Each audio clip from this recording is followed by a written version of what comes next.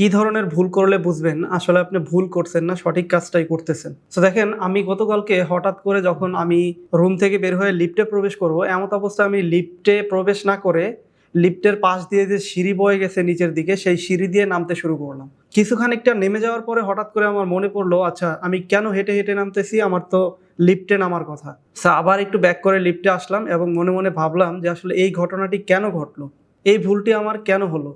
দেখেন, তখন আমি খুবই গুরুত্বপূর্ণ একটা বিষয় নিয়ে ভাবতেছিলাম এবং কি সেটার ভিতরে এমনভাবে ডুবে গিয়েছিলাম যে সেই টপিকটার বাইরে আমি অন্য কিছু আসলে ওইভাবে ফলো করার বা ফোকাস দেওয়ার সময় পাচ্ছিলাম না। যে কারণে আমার এই ভুলটি হয়েছিল।